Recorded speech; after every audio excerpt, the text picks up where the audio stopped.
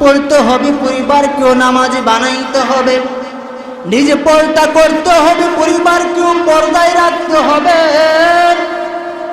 নিজে হারাম ছাড়তে হবে, নিজে হারাম খাইতে পারবো না, নিজে হারাম থেকে বাঁচিয়া থাকতে হবে, পরিবারকে হারাম থেকে বাঁচাইতে হবে, নিজে ভিন্ন ভিন্ন গুনাহগুলো ছাড়তে হবে, পরিবারকেও গুনাহ থেকে বাঁচাইতে হবে।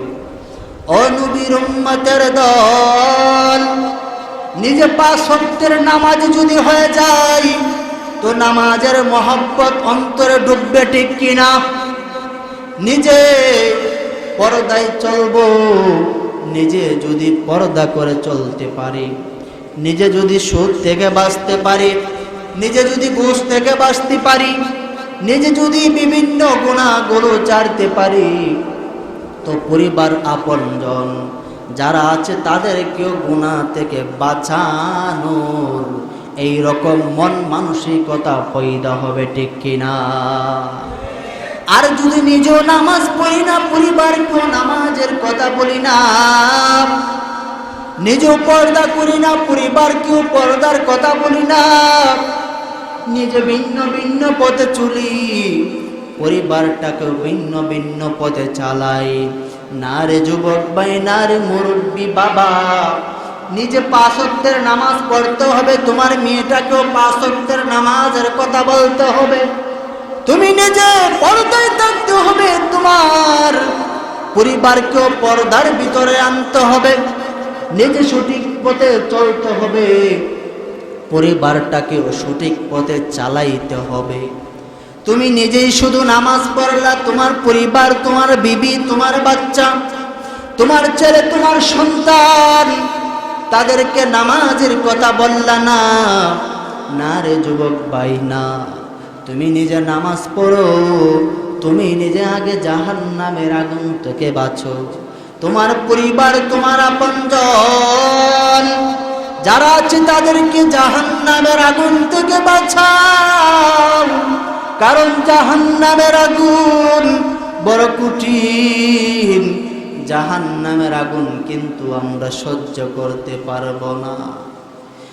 দেখেন, লক্ষ লক্ষ মাইল উপরে সূর্য, লক্ষ লক্ষ মাইল উপরে সূর্য, এই সূর্যগুলো যে তা দেয় তাই সহ্য করা যায় না, ঠিক কিনা?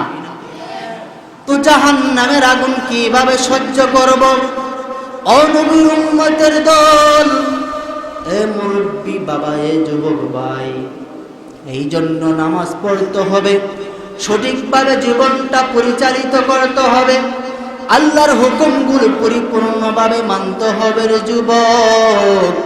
আল্লাহর হুকুমগুলো যদি পরিপূর্ণভাবে মানতে পারি তাহলে তো জান্নাত পাবো, না হয় জাহান্নাম ছাড়া উপায় নাই। ও নবীর উম্মতের দল, ও মুমিন মুসলমান আল্লাহর গোলাম, কেমন নবীর উম্মত হয়েছি জানো? যেই নবীর উম্মত হওয়ার জন্য অন্য অন্য নবীগণ আল্লাহর কাছে কান্নাকাটি করেছেন। আল্লাহ নবী না বানাইয়া যদি শেষ নবীর উম্মত বানাইতা কপালটা ভালো হয়ে যাইত। অন্য অন্য নবীগণ আল্লাহর কাছে কান্না করেছেন, আমরা তো বিনা দরখাস্তে বিশ্ব নবী শেষ নবীর উম্মত হিসাবে আল্লাহ আমাদেরকে এই পৃথিবীর বুকে প্রেরণ করেছেন, ঠিক কিনা? ভালো, ঠিক কিনা? আমাদের কপাল ভালো। ও নবীর উম্মতের দল, আজ নবীর মহব্বত আমাদের অন্তরে নাই। নবীর উম্মত দাবি করি, ঠিকই নামাজ পড়ি না, রোজা রাখি না, ভিন্ন ভিন্ন পথে চলি, আল্লাহর হুকুমগুলি পরিপূর্ণভাবে মানি না। ও যুবক ভাই, না, আল্লাহ বলেন বান্দা আমার হুকুমগুলি পরিপূর্ণভাবে মানো, আমি আল্লাহর জাহান্নাম বড় কঠিন, জাহান্নামে বান্দা তুই যাইতে পারবি না, জাহান্নামের আগুন বান্দা সহ্য করতে পারবি না, জাহান্নামের আগুন বড় কঠিন। এই জন্য যারা নামাজ পড়ি না নামাজ পড়তে হবে, তওবা করেন যারা নামাজ পড়েন নাই, আল্লাহর হুকুমগুলো পরিপূর্ণভাবে মানো যুবক ভাই। কারণ এই দুনিয়াটা থাকার জায়গা না, এই দুনিয়া থেকে একদিন অন্ধকার ঘরে চলে যাইতে হবে, ঠিক কিনা? এই জন্য অন্ধকার ঘরে যাওয়ার আগে, অন্ধকার ঘর বড় পোকামাকড়ের ঘর, অন্ধকার ঘর বড় সাপ বিচ্ছুর ঘর, এই অন্ধকার ঘরে একা একা কেমনে থাকবো? দুনিয়ার বুকে কারেন্ট লাইট যদি চলে যায় তো অন্ধকার রজনীতে কিছু দেখা যায় না, অন্ধকার আর অন্ধকার কিছু দেখা যায় না। তো আমার মুসলমান যুবক ভাই, মুরব্বী বাবা, নেক আমল না নিয়ে যদি কবরে যায় তো কবরটা অন্ধকার হয়ে যাবে, জাহান্নামের গর্ত হয়ে যাবে।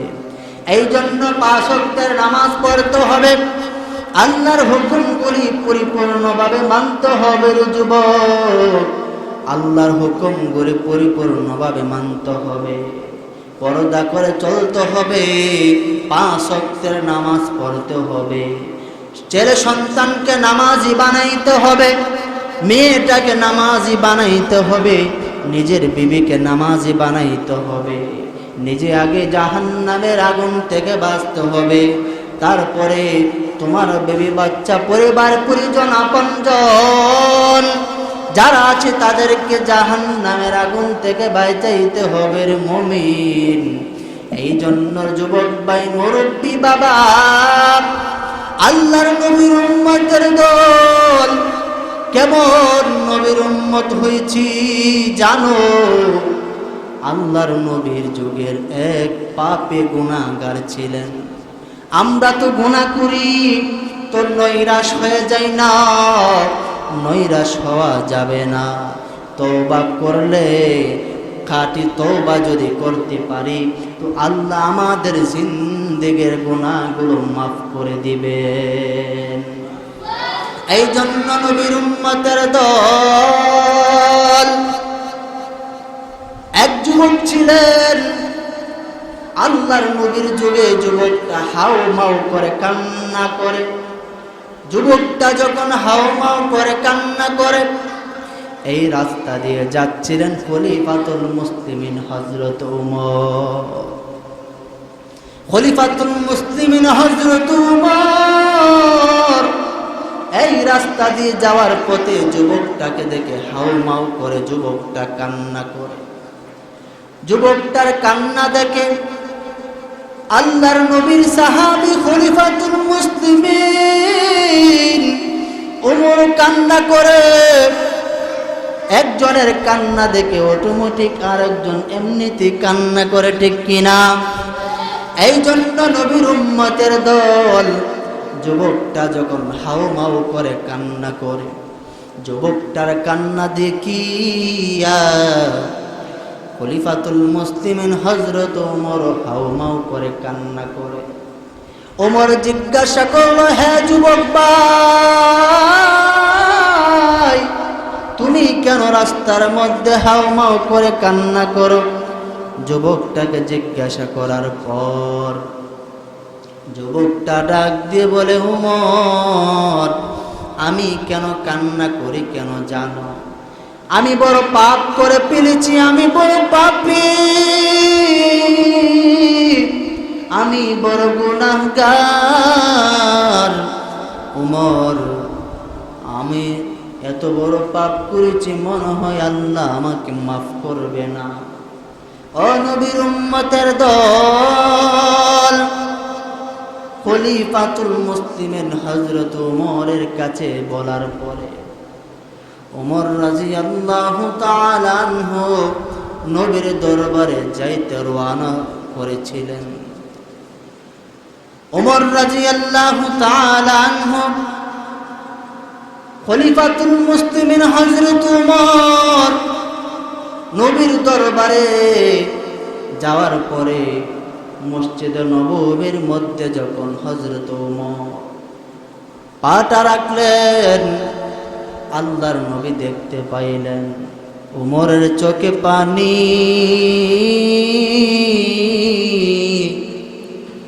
উমর তো কান্না করেনেওয়ালা মানুষ নয়। আল্লাহর নবী ডাক দিয়ে বলে, হ্যাঁ উমর, তুমি কেন কান্না করো রে সাহাবী আমার? তোমাকে কোন জিনিসটা তোমাকে খাদাইলো? আল্লাহর নবীর কথা শুনিয়া ডাক দিয়ে বলেন, ও নবী আমার, আমি আপনার দরবারে আসার সময় আমি দেখতে পাইলাম রাস্তার মধ্যে একটা যুবক হাউমাউ করে কান্না করে। এই যুবকটাকে আমি জিজ্ঞাসা করলাম, যুবক তুমি কেন কান্না করো? যুবকটা ডাক দিয়ে বলে, আমি কান্না করি, আমি বড় পাপী, আমি বড় গুনাহগার,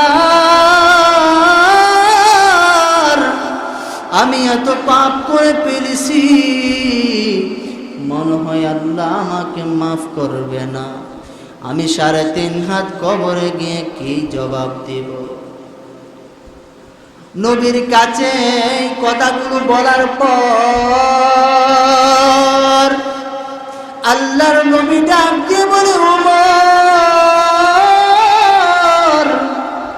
তুমি যাও ডাকিয়া যুবকটাকে আমার কাছে নিয়ে আসো। উমর রাদিয়াল্লাহু তাআলা আনহু নবীর কথা শুনিয়া এই যুবকের কাছে আবার চলে গেলেন। যুবকটাকে ডাকিয়া ডাকিয়া নবীর কাছে আনলেন। নবীর দরবারে আনার পর যুবককে জিজ্ঞাসা করলেন, আল্লাহর নবী, হ্যাঁ যুবক, তুমি কেন পথের মধ্যে হাওমাও করে কান্না করো?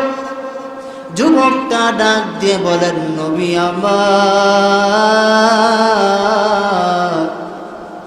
আমি এত বড় পাপ করে পেরেছি, এত বড় অন্যায় করে পেরেছি, আমাকে মনে হয় আল্লাহ মাফ করবে না। আমি এত বড় পাপী, এত বড় গুনাহগার, নবী আমার, আমি যদি কবরে যাই, আমি কবরে গিয়ে কি জবাব দিব নবী আমার?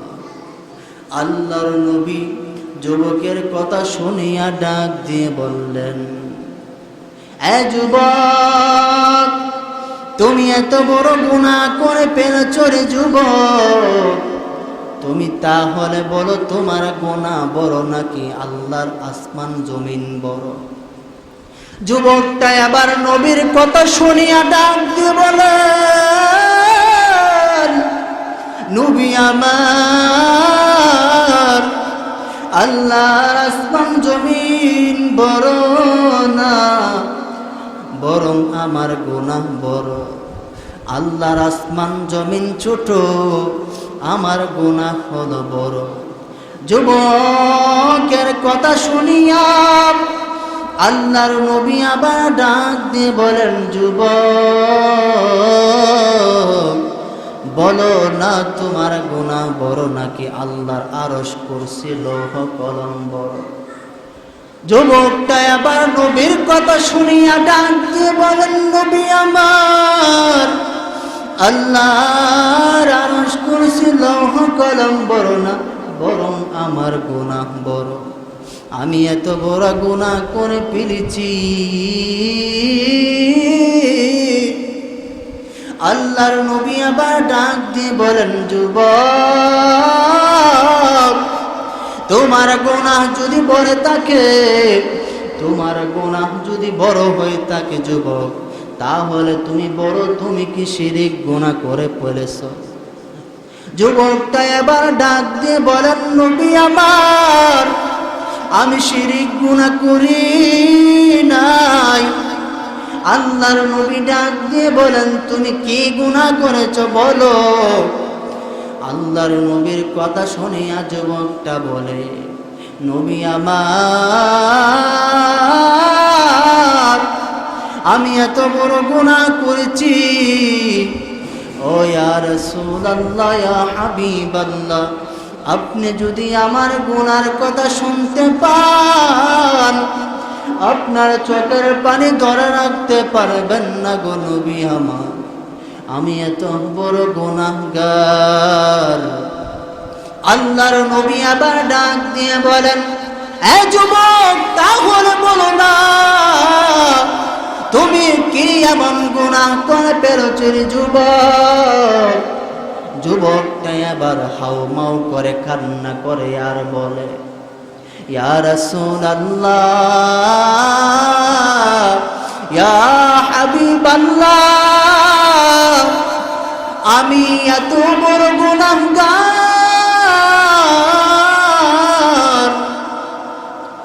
আমি এত বড় পাপী। ইয়া রাসূলুল্লাহ, ইয়া হাবিবাল্লাহ, আমি একজন কাপনচোর। ওগো নবীজি, আমার এলাকার মধ্যে কিছুদিন আগে একটা লাশ আমার এলাকার লোক খবর দিয়েছিল। খবর দেওয়ার পর, ইয়া রাসূলুল্লাহ, ইয়া হাবিবাল্লাহ, আমি এই কবরে যখন ঢুকলাম, কবরে ঢুকার পর আমি দেখতে পাইলাম একটা লাশ দেখা যায়। নতুন কবরে ঢুকলাম, ঢুকার পর এই লাশটাকে আমি দেখতে পাইলাম। নবী আমার, লাশটাকে দেখার পর আমি যখন লাশের কাপড়টা খুললাম, লাশের কাপড়টা খোলার পর, ইয়া রাসূলুল্লাহ, ইয়া হাবিবাল্লাহ, ওগো নবীজি, আমি দেখতে পাইলাম একটা যুবতী মেয়ে। তখন ইয়া রাসূলুল্লাহ, আমার মনের মধ্যে একটা শয়তানি আর গুনার কাজ করার জন্য আমার মন চাইল। আমার মন চাইল এই মেয়েটার সাথে আমি জিনা করব। ওগো নবীজি, ইয়া রাসূলুল্লাহ, এই মেয়েটার সাথে আমি জিনার মধ্যে লিপ্ত হইলাম। এই মেয়েটার সাথে জিনার লিপ্ত হইয়া, ইয়া রাসূলুল্লাহ, ইয়া হাবিবাল্লাহ, আমি জিনা করার পর কাপড়ের কাপড়টা নিয়ে যখন আমি কবর থেকে উঠতে লাগলাম, ওগো নবীজি,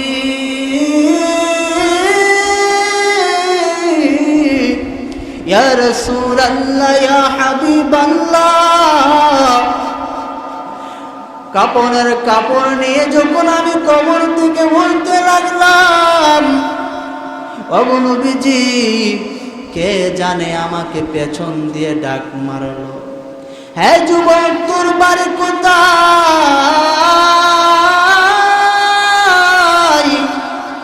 যুবক, তুই কি এমন কামটা করলি? এর যুবক, তোর কি আল্লাহর ভয় হয় নাই? যুবক, তুই কি জাহান্নামের আগুনে যাবি না রে যুবক? ওই যুবক, তুই কি এমন কামটা করলি রে যুবক? আমাকে আমার আত্মীয়জন, আমাকে আমার আত্মীয় স্বজন গোসল করাইয়া 3.5 হাত আমাকে কাপনের কাপড় পরাইয়া যুবক আমাকে এই কবরে রাখিয়া গেল। হাসরের ময়দানে আমি কোটি কোটি মানুষকে নিয়া কোটি কোটি মানুষের সাথে আমি পবিত্র অবস্থায় উঠবরে যুবক, তুই কি এমন কাজটা করলি রে যুবক? তুই আমাকে নাপাক করে ফেললি। এরে যুবক, তুই কি আল্লাহর ভয় তোর অন্তরে জাগে নাই? এরে যুবক, তুই কি এমন কাজটা করলি? যুবক, তুই কি মরবি না? এ যুবক, তুই কি এমন কাজটা করলি? ইয়া রাসূলুল্লাহ, ইয়া হাবিবাল্লাহ, এই কথা যখন এই মৃত লাশটা বলল গো নবীজি, আমার মনে হয় আমার পেছন থেকে আমি যে মেয়েটার সাথে অপকর্ম করলাম, যে লাশটার সাথে আমি অপকর্ম করলাম, ওগো নবীজি, মনে হয় এই মেয়েটা আমাকে ডাক দিয়ে এই ওসিয়তগুলো, এই নসিহতগুলো করতেছে। ইয়া রাসূলুল্লাহ, ইয়া হাবিবাল্লাহ, আমি এত বড় পাপী, আমি এত বড় গুনাহগার, ওগো নবীজি, আল্লাহ আমাকে মাফ করবো কি না? আল্লাহর নবী কথাগুলো শোনার পর, ও যুবক ভাই, ও মুরব্বী বাবা, ও নবীর উম্মতের দল, ও পর্দার আড়ালের মা, তাকিয়ে দেখো না, নবীর যুগের যুবকটা নবীর কাছে কি এমন কান্না করে, হাউমাউ করে যখন কান্না করে, আল্লাহর নবী ডাক দিয়ে বলেন, হে যুবক, তুমি কি এমন গুনার কাজটা করে ফেললা? তোমার মধ্যে কি আল্লাহর ভয় হলো না? তুমি কি মরবা না রে যুবক? যুবকটা কান্না করে, যুবকটা একটা দৌড় মারলেন পাহাড়ের উপরে। যুবকটা পাহাড়ের উপরে যাইয়া ডাক দিয়ে বলেন, আল্লাহ, আমি এত বড় পাপ করেছি, এত বড় অন্যায় করেছি, ওগো দয়াল আল্লাহ, আমি এত বড় গুনাহ করে ফেলেছি। ও মালিক, নবী বলেছে বড় গুনাহ, সাহাবায়ে কেরাম বলেছে বড় গুনাহ। ইয়া রাসূল, ইয়া দয়াল আল্লাহ, তুমি, তোমার নাম তো রহমান, তোমার নাম তো রহিম। এই যুবকটা পাহাড়ের উপর হাউমাউ করে কান্না করে। ও নবীর উম্মতের দল, এ যুবক ভাই, মুরব্বী বাবা, এই যুবকটার কান্না মালিক দেখে কি না? জোরে বলেন। অবশ্যই আল্লাহ দেখেন এই যুবকটার কান্না আওয়াজ আর কান্নার আওয়াজ। এই যুবকটা যখন হাউমাউ করে কান্না করে আর বলে, মালিক, আমি এত বড় পাপী, আমি এত বড় গুনাহগার, ও আল্লাহ, তোমার নাম তো রহমান, তোমার নাম তো রহিম, আল্লাহ তুমি আমাকে মাফ করে দাও। আল্লাহ, জীবনে আর এইরকম গুনার কাজ করব না। এই যুবকটা যখন হাউমাউ করে কান্না করে, যুবকটার কান্না মালিক দেখে আল্লাহর কুদরতি অন্তরটা সহ্য হয় না। আল্লাহ ডাক দিয়ে বলেন জিব্রাইলকে, হ্যাঁ জিব্রাইল, যাও না, আমি আমার এই গুনাহগার যুবকের উপর আমি আল্লাহ রাজি হয়ে গেলাম। এই যুবকটাকে আমি আল্লাহ মাফ করে দিলাম। নবীর উম্মতের দল, আমরাও যদি এই যুবকের মতো কান্না করতে পারি আর তওবা করতে পারি, আমাদেরকেও আল্লাহ মাফ করে দিবেন। ও নবীর উম্মতের দল, ও মুরব্বী বাবা, যুবক ভাই, তোমার বয়স তো 60 হয়ে গেছে, তোমার বয়স তো 70 হয়ে গেছে, তারপর নামাজে আসতে পারো নাই, তারপরেও তুমি আল্লাহর হুকুমগুলো মানতে পারো না। তুমি সুদখোর, ঘুষখোর, তুমি আল্লাহর হুকুমগুলো মানো না। তোমার স্ত্রীর সন্তানগুলো মন চাই জিন্দেগি পরিচালনা করে। যুবক ভাই না, তুমি নিজে জাহান্নামের আগুন থেকে বাঁচতে হবে, তোমার পরিবার আপনজন তাদেরকেও জাহান্নামের আগুন থেকে বাঁচাইতে হবে। ও নবীর উম্মতের দল, আল্লাহ ডাক দিয়ে বলেন, জিবরাইল যাও না আমার নবীর কাছে, আমার বন্ধুর কাছে, এই গুনাহগার যুবকটার সুসংবাদ দিয়ে আসো। কি সুসংবাদ? আল্লাহ ডাক দিয়ে বলেন, হে জিবরাইল, আমার নবীর কাছে যাইয়া তুমি আমার নবীর কাছে এই কথাটা, মেসেজটা দিয়ে দিবা আর বলবা, নবী আমার, যে যুবকটাকে আপনি তাড়িয়ে দিয়েছেন গো নবী,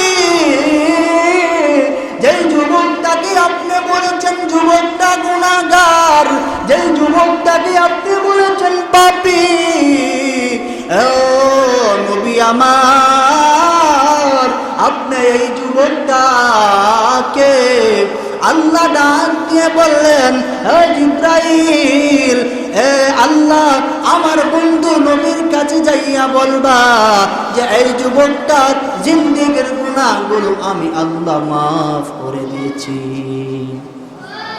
আর জোরে সুবহানাল্লাহ। ও নবীর উম্মতের দল, একটু বুঝো, একটু বোঝার চেষ্টা করো নারী যুবক, মনের কান দিয়ে শুনো। হযরত জিবরাইল আল্লাহর নবীর কাছে আসিয়া আল্লাহর নবীকে ডাক দিয়ে বলেন, নবী আমার, এই যুবকটা, যেই যুবকটা পাহাড়ের উপর দৌড় মারলেন, যেই যুবকটা অনেক বড় পাপ করেছে, যেই যুবকটা অনেক বড় অন্যায় করে ফেলেছে, ও নবী আমার, এই যুবকটাকে আল্লাহ মাফ করে দিয়েছে। ও নবীর উম্মতের দল, একটু বোঝো, একটু চিন্তা করো, আমরা তো এই যুবকের চেয়ে বেশি গুনাহ করি নাই। যেই যুবকটা এত বড় গুনাহ করার পর এই যুবকটাকে যদি আল্লাহ মাফ করে দিতে পারেন, তো আমাদেরকেও আল্লাহ মাফ করতে পারবেন। তবে এই যুবকটা যে কান্নাকাটি করেছে আল্লাহর কাছে, এই যুবকটার মতো যদি আমরাও মালিকের কাছে কান্না করতে পারি, আমাদেরকেও আল্লাহ মাফ করে দিবে। ও নবীর উম্মতের দল, জিবরাইল আলাইহিস সালাতু ওয়াস সালামের কথা শুনিয়া আল্লাহর নবী একজন সাহাবী পাঠাইয়া দিলেন গুনাহগার যুবকটাকে আনার জন্য। আল্লাহর নবী সাহাবী যুবকের কাছে দৌড় মারলেন, যুবকটার কাছে যাইয়া বলেন, যুবক, তুমি এত বড় গুনাহ করেছিলা, তুমি পাপ করেছিলা, তুমি বড় পাপী ছিলা, তোমার গুনাহ আল্লাহ মাফ করে দিয়েছেন, নবী আমাকে পাঠাইছেন তুমি নবীর দরবারে যাওয়ার জন্য। এই যুবকটাকে আল্লাহর নবীর সাহাবী বলার পর, নবীর কথা শোনার পরে যুবকটা আল্লাহর নবীর কাছে আসলো।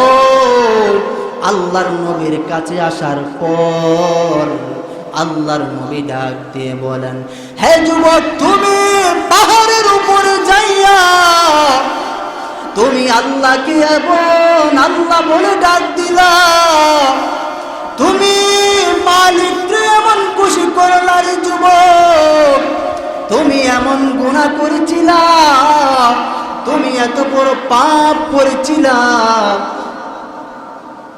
তুমি এত বড় পাপী ছিলা, তুমি এত বড় গুনাহগার ছিলা রে যুবক, তোমার গুনাহগুলো আল্লাহ মাফ করে দিয়েছেন রে যুবক। এই জন্য আমার যুবক ভাই মুরব্বী বাবা, এই যুবকটা খুশি আনন্দ। আল্লাহর নবীর কাছে যুবকটা তওবা কাটলেন, আল্লাহর নবীর প্রেমে পাগল পারা যুবকটা হয়ে গেলেন। ওর নবীর উম্মতের দল, আমরাও এই যুবকের মতো তওবা করতে হবে, আল্লাহর হুকুমগুলি পরিপূর্ণভাবে মানতে হবে। এর যুবক ভাই মুরব্বী বাবা, এই দুনিয়াটা তো থাকার জায়গা না, এই দুনিয়া ছেড়ে একদিন অন্ধকার ঘরে চলে যাইতে হবে। অন্ধকার ঘরে যাওয়ার আগে তোমার ঈমান আমল তুমি ঠিক করে নাও। তোমার স্ত্রীটা 5 ওয়াক্তের নামাজ পড়লো কিনা, তোমার সন্তানটা 5 ওয়াক্তের নামাজ পড়লো কিনা, তুমি নিজে সারা দিনে 24 ঘন্টার মধ্যে রাত্রে দিনে মিলাইয়া তুমি কতটুকু নেক আমল করলা, কতটা গুনার কাজ করলা। যখন তুমি বালিশের উপর মাথাটা লাগাও, তুমি একটু চিন্তা করে ঘুমাইবা, কারণ এই সময়টা তো আল্লাহ দিয়েছেন আল্লাহর ইবাদত বন্দেগি করার জন্য। এই জন্য নবীর উম্মতের দল, সময়গুলো ভালো কাজে লাগাইতে হবে মুমিন। সময়গুলো ভালো কাজে যদি লাগাইতে পারি, আল্লাহর হুকুমগুলো যদি মানতে পারি, আল্লাহর আদেশগুলো যদি মানতে পারি, 5 ওয়াক্তের নামাজ যদি পড়তে পারি, তাহলে জাহান্নামের আগুন থেকে বাঁচতে পারবো। না হয় জাহান্নামের আগুন থেকে বাঁচা সম্ভব না, জাহান্নামের আগুন বড় কঠিন। কবরের ডান দিকের মাটিগুলো এমন চাপ মারবে, ডান দিকের মাটির চাপের কারণে ডান দিকের হাড়গুলো ডান দিকে ঢুকে যাবে বাম দিকে, আর ডান দিকের মাটিগুলো এমন চাপ মারবে, বাম দিক আর ডান দিক দিয়ে এমন চাপ মারবি, একবারে হাতের আঙ্গুল যেমন ভাবে একটা আরেকটার ভিতরে লাগিয়া গেল, ঠিক তেমনি ভাবে আমাদের পাজরের হাড়গুলো এইরকম ভাবে লাগিয়া যাবে। এই জন্য মুরব্বী বাবা, যুবক ভাই, কবরের সামান নিয়ে যাইতে হবে। কবরের সামানগুলো কি? আল্লাহ বলেন তোকে 5 ওয়াক্তের নামাজের কথা বলেছি, 5 ওয়াক্তের নামাজ পড় বান্দা, আমি যে আদেশ করেছি সেই আদেশগুলো মানিয়া চল। ও নবীর উম্মতের দল, আল্লাহর হুকুমগুলো পরিপূর্ণভাবে মানতে হবে। আল্লাহর হুকুমগুলো যদি পরিপূর্ণভাবে মানতে পারি, তাহলে আল্লাহর তৈরি জান্নাতে যাইতে পারবো, না হয় জাহান্নাম ছাড়া উপায় নাই। এই জন্য আল্লাহর নবী বলেন, আল কবরু রাউযাতুম মিন রিয়াজিল জান্নাহ আও হুফরাতুম মিন হুফারিন নার। আল্লাহর নবী বলেন, কারো কারো কবরটা হবে জান্নাতের বাগান, আর কারো কারো কবরটা হবে জাহান্নামের গর্ত। ও নবীর উম্মতের দল, কবরটাকে যদি জান্নাতের গর্ত বানাইতে চাই, তাহলে 5 ওয়াক্তের নামাজ পড়তে হবে, আল্লাহর হুকুমগুলো পরিপূর্ণভাবে মানতে হবে। আল্লাহ যে নিষেধ করেছেন, এই নিষেধ অনুযায়ী জীবনটা পরিচালিত করতে হবে। আল্লাহ আমাদেরকে আল্লাহর হুকুমগুলি পরিপূর্ণভাবে মানিয়া 3.5 হাত মাটির ঘর, যেই ঘরে নেই কোনো বাতি, নেই কোনো সাথী, নেই কোনো সঙ্গী সাথী, এই সঙ্গী সাথে নিয়ে আমাদেরকে কবরে রাখবে না। এই ঘর পোকামাকড়ের ঘর, অন্ধকার ঘর, এই ঘরে একা একা যাইতে হবে, নিজের আমল নিয়ে যাইতে হবে। এই জন্য আমার বন্ধুগণ, মুসল্লিয়ানে কেরাম, আমার মুরব্বী বাবা, যুবক ভাই, আল্লাহর হুকুম অনুযায়ী জীবনটাকে যেন আমরা পরিচালিত করতে পারি, জাহান্নামের আগুন থেকে যেন আমরা বাঁচতে পারি। 5 ওয়াক্তের নামাজ পড়ব, আল্লাহর নবীর সুন্নত অনুযায়ী চলব, জীবনটাকে ভালো পথে চালাইব, ফ্যামিলিটাকে নামাজি বানাইব, আল্লাহর হুকুম অনুযায়ী জীবনটাকে সাজাইব। আল্লাহ আমাদের সকলকে যেই কথাগুলো বললাম, আমাকে এবং আপনাদের সকলকে আমল করা তৌফিক দান করুক। সকলে বলি আমিন। ওয়া আখিরু দাওয়ানা আলহামদুলিল্লাহ।